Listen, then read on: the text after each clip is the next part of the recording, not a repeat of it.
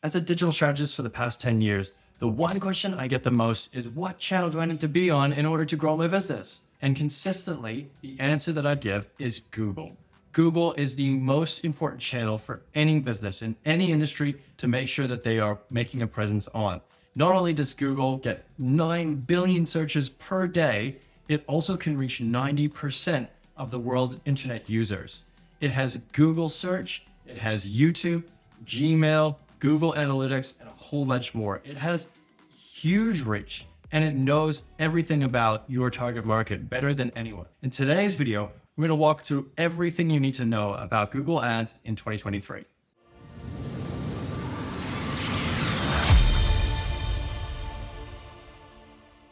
Hey folks, it's Kyle here from Social Geeks Digital Agency. In today's guide, I'm going to walk you through Google Ads in 2023. If you're advertising online already, it's most likely that you're using Google Ads. Google currently reaches over 90% of all internet users, which is a staggering statistic. Google receives 8.9 billion searches per day. It also owns YouTube, which has 3 billion monthly active users. On top of that, Google AdSense, which is their display network, banners that you see all over the internet, reaches over 2 million websites and over 650,000 mobile apps. That's a lot of reach. There's no doubt that some people who are watching this are probably wondering why use Google Ads. Here's the main reason. Google reaches 90% of internet users around the world. They have numerous placements that you can advertise to.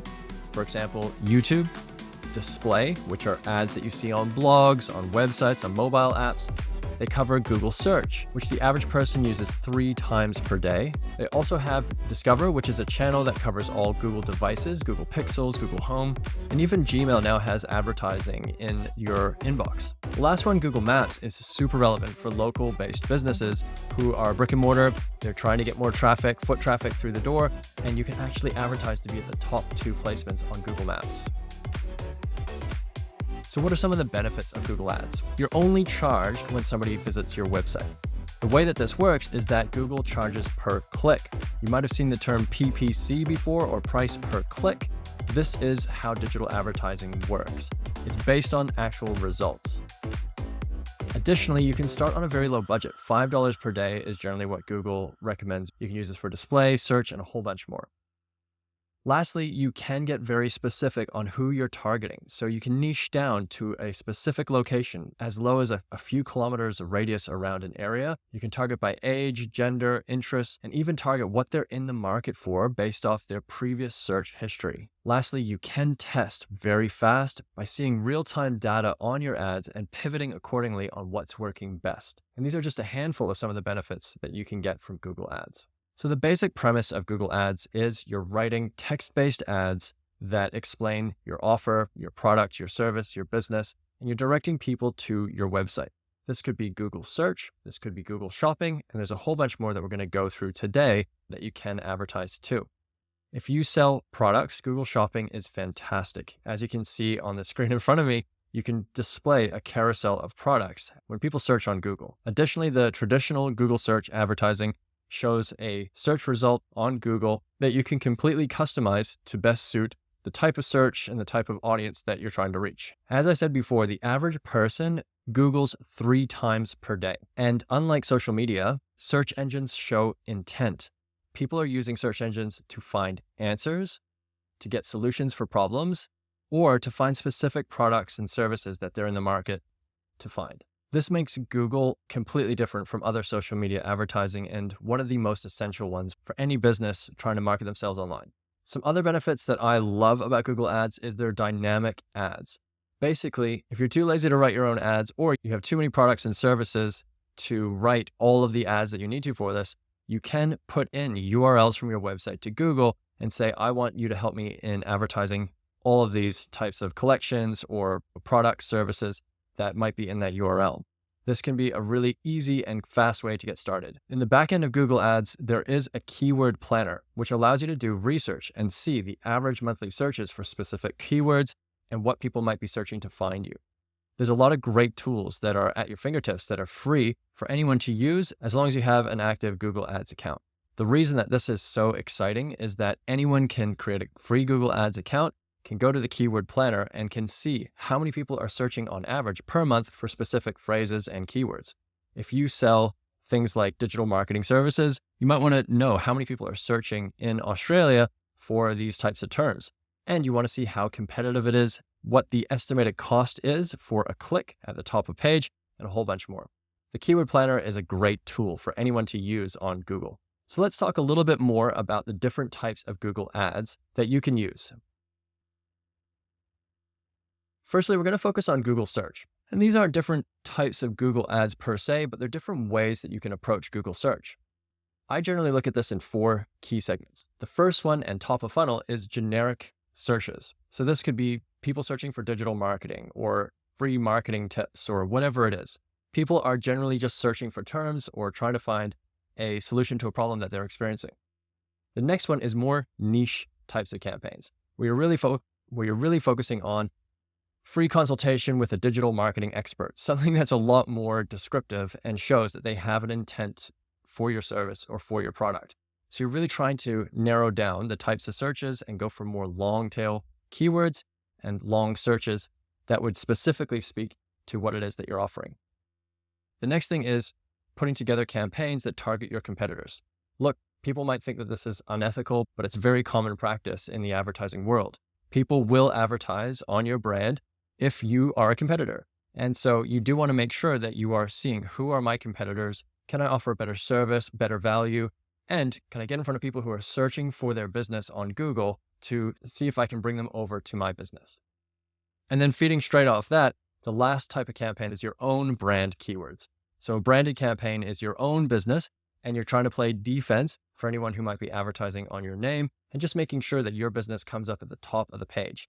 This can also be really handy if, for whatever reason, your website isn't appearing at page 1, or if it is, it doesn't say the things that you want it to, because you can on Google Ads change how your website looks on Google search. With SEO, you can't control that. You can edit things, but it can take some time for things to change.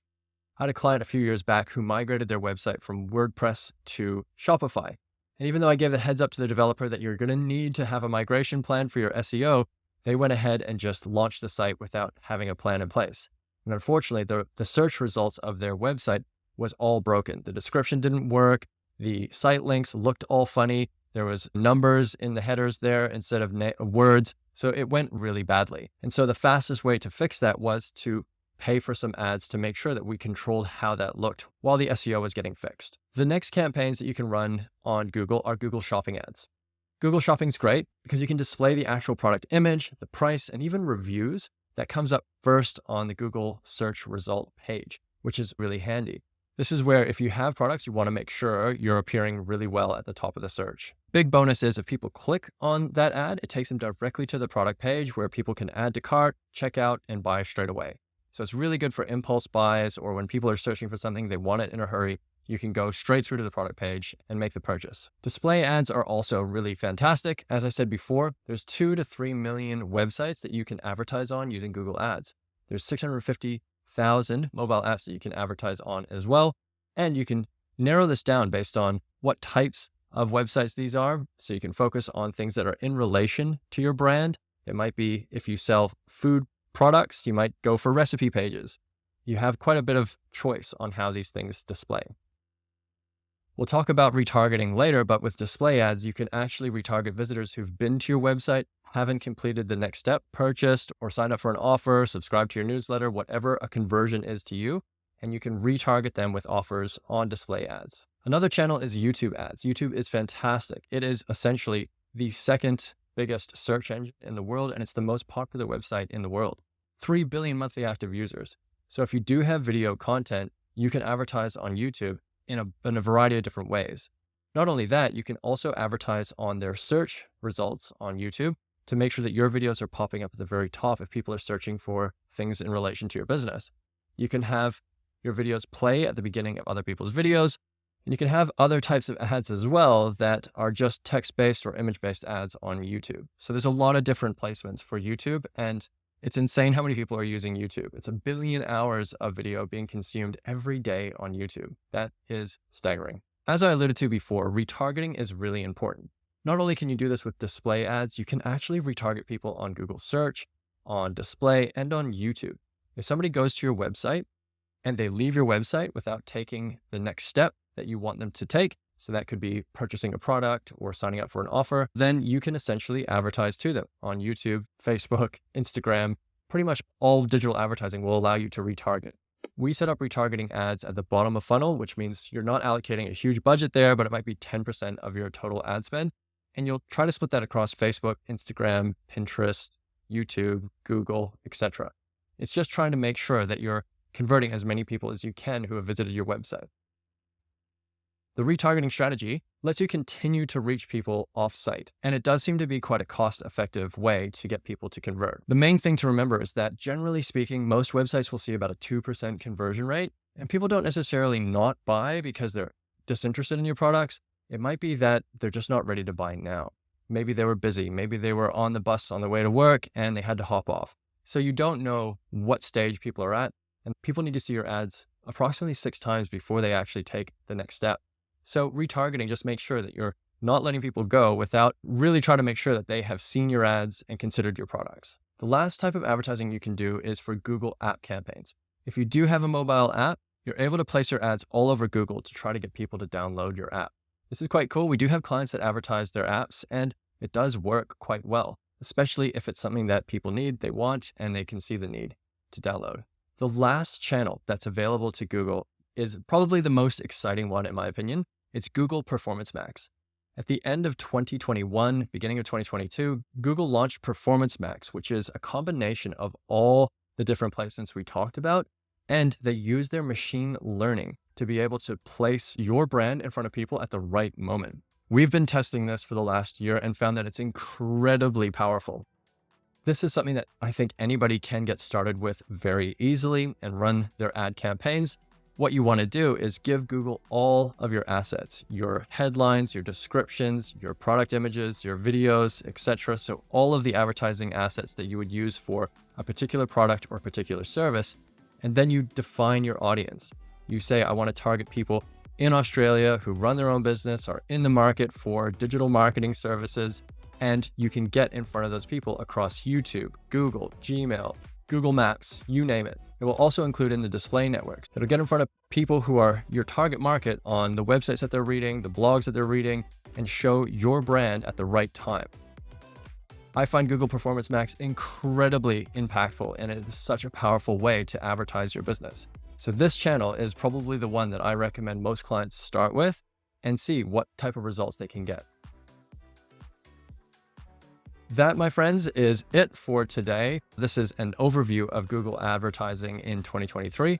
I hope that you found this useful. If you did, please make sure to comment below and leave us a review. And if you have any questions, definitely make sure to comment below. I love hearing from you guys, and I do want to make sure that I'm doing my best to respond. If you have any follow-up questions, anything that you feel like I've missed, feel free to book in a free consultation with myself. More than happy to go through it with you one-on-one on how this can work for your business. Thanks so much, guys. That's it for today's episode, and I hope you have a great day. Take care.